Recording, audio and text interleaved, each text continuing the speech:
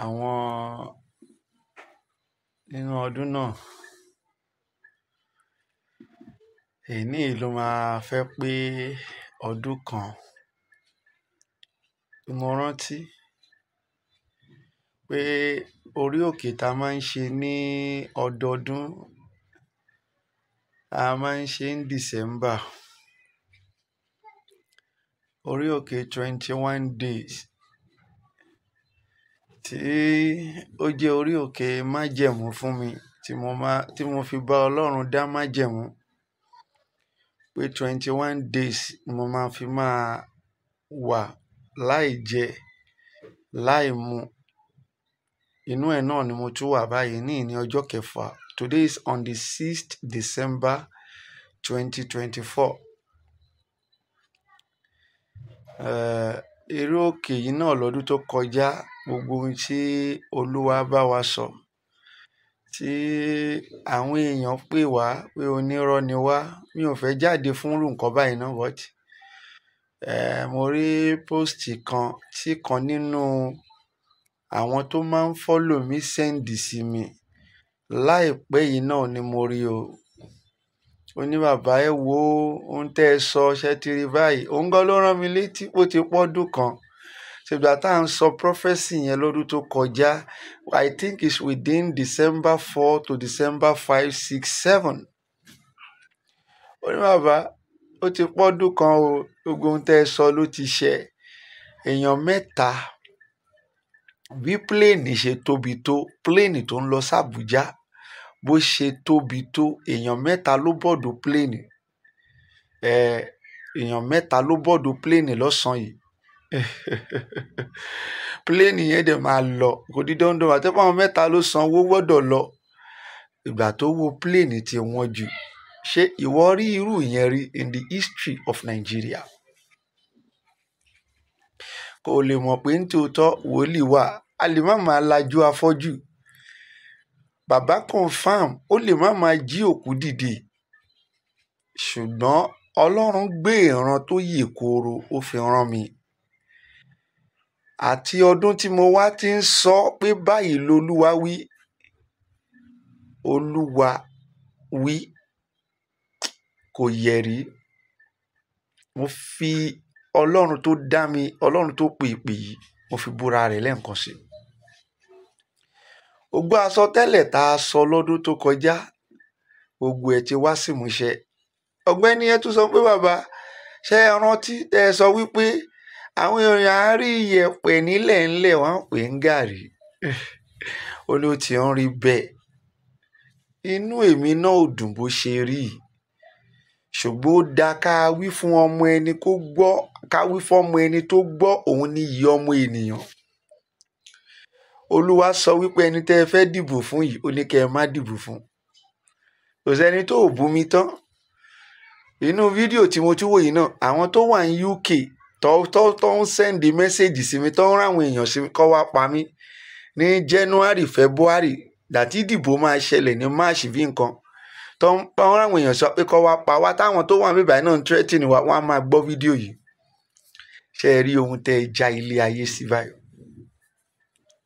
ṣe é rí ohun tẹ́ ẹ já àwọn èèyàn sí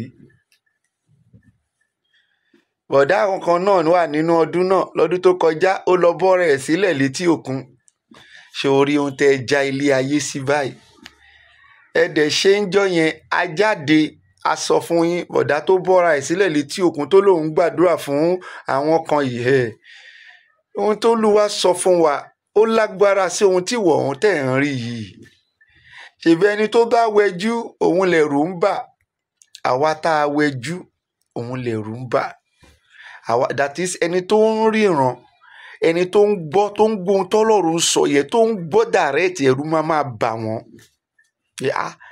Olúwa ṣé irú nǹkan tó wí ló máa ṣẹlẹ̀ òun làwa náà ṣe ń jáde ńgbà yẹn a ò kí àkọ́ má pa wá a ò kí àkọ́ má ṣe nǹkan kan fún wa à ń jáde tó pohun tọ́lọ́run sọ yẹn àwa wò pé ṣé ohun tó sọ yìí náà ló máa ṣẹlẹ̀ Olúwa ìyẹn á mú wa jáde tètè máa sọ fáwọn èèyàn December torí ráìsì ṣì máa wọ 80,000 naira á wọ 90,000 Olúwa ló sọ bẹ́ẹ̀ ohun tá a rí ni ó láwọn èèyàn kan máa hàn díẹ̀ tó bá dé ìyá tó bá máa fẹ́ push ẹ̀ jáde, àwọn olówó tó lówó máa rà 90,000 wá rà ní 80,000. Olúwa sọ bẹ́ẹ̀. Ìkejì, Olúwa tún sọ wípé àfi ká súnmọ́ òun dáadáa o, nítorí pé kékeré la ṣì rí yìí o. 2024 ó máa tóbi jù yìí lọ, ṣùgbọ́n àwọn tó bá súnmọ́ Olúwa ó máa kógo ẹ̀jà.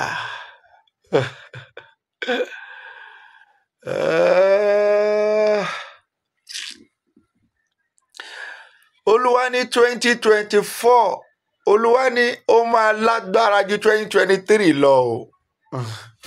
Ṣùgbọ́n ẹni tó bá súnmọ́ Ọlọ́run, tó fọ Ọlọ́run ṣe ìgbẹ́kẹ̀lé ẹ̀, ẹni tí ó dúró ti Olúwa, ó ní àwọn yẹn nìkan ó máa là kọjá láì tiẹ̀ dàbí ẹni pé iná tí ń jó ní 2024 láì tiẹ̀ dàbí ẹni pé ó rà wọ́n lára rárá. Ẹ sọ tòótọ́ fún ẹ, ẹni tó ní èémí nínú ló lè sin Ọlọ́run. Somebody that have strength, òun ló lè sìn. Ọ̀ranyàn dẹ̀ ni ìkan nínú àwọn fáàtì tún nìyẹn. Ọ̀ranyàn ni a ní láti sin Ọlọ́run. Ìkejì, ẹni tó ní èémí nínú, tó ní èémí strength ló lè sin Ọlọ́run. Àti ẹni tó ní àmójúkúrò.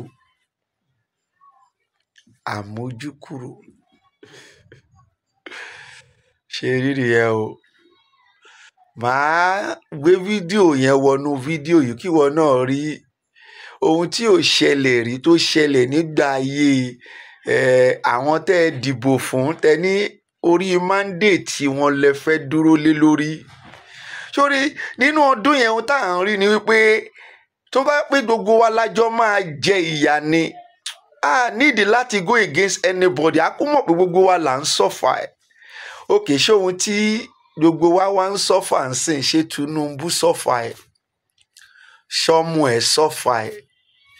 Ṣé aya wọn sọ́fà ẹ̀?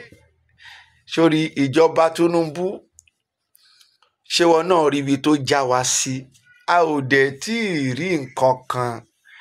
Lolúwa tún ní kí n tètè tún jáde o lórí òkè tọdún yìí tó pè ní iṣẹ́ ìyanu tí a kò gbọ́ rí. Òun ni tí mo rí òkè tọdún yìí, ó ní iṣẹ́ ìyanu tí a kò gbọ́ rí. Ló tún ní jáde lọ́sàn-án yìí on the 6th of December 2023 I mean. Pé àfi àwọn tó bá súnmọ́ wọn Ọlọ́run gidigidi, àwọn ló lè kógo ẹ̀jà. A ti wà lórí òkè, ibẹ̀ lolúwa tó ti ń sọ̀rọ̀ báyìí o. Èní ló di ọjọ́ kẹfà, àìjẹ, àdẹ̀mu, àfi nǹkan kan kẹnu, à ń gbàdúrà. Ògo tólúwa bá dẹ̀ tó rán wa fún 2024 pé ká sọ fún yín, a máa jáde, a máa sọ. Tó bá tún ti di 2024 December, gbogbo wa la tún máa rí proof ẹ̀ pé nítòótọ́ Ọlọ́run rán bàbá confam. Kò dìgbà tí ń bá lajú afọ́jú tó pé mi ò ní parọ́, mi ò ní lọ bọ́rú èèyàn kí wọ́n máa ní mò ń lajú wọn.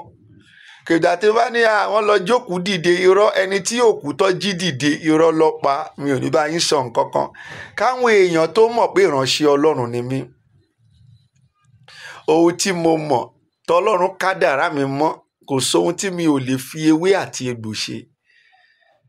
Ṣètì nǹkan tó mú àwọn ọ̀pọ̀lọpọ̀ láti má gbà mí gbọ́ nìyẹn pé ewé àti egbò lọ ń lò fáwọn àwọ̀rí. Ewé àti egbò lọ́lọ́run fà wá, àwa dẹ̀ fi ń ṣọmọ aráyé lóore. Tó bá ti gbàgbọ́, tó bá pè wá, á sọ ohun tó máa ṣe fún wọn. Gbọ́ o, òtítọ́ ọ̀rọ̀ ní ká má sọ òun. Màá àdí fídíò yẹn mọ́nu fídíò yìí sí. Wàá rí ohun tí wọ́n bá lé ayé jẹ́ dé. A ti sọ ohun tó Olúwa rán wa. Jọ 2024 tó ń lọ yìí, súnmọ́ Ọlọ́run dáadáa. Pé wàhálà ẹ máa pọ̀ ju ti 2023 lọ. Kó dẹ̀ máa follow wa. 21 days la ṣe ń lọ. Ọjọ́ kẹfà la wà yìí. Pàdé mi lágo 6 lónìí. Ká jọ gbàdúrà pọ̀. Ojú òní tiẹ̀. God bless you. Lẹ́ẹ̀ka ẹ̀rẹ̀ já Abuja. Ifria. Ona kaide eja Abuja. Ifesike. And then the flight, you na on a flight 300, 250. Our flight is about to take off. This is what they call 3 kaide. Neja Abuja. You need load 3,000 obetego. Huh? No say economy is too bad. You see, as we day for flights traveling to Abuja, things are very cost.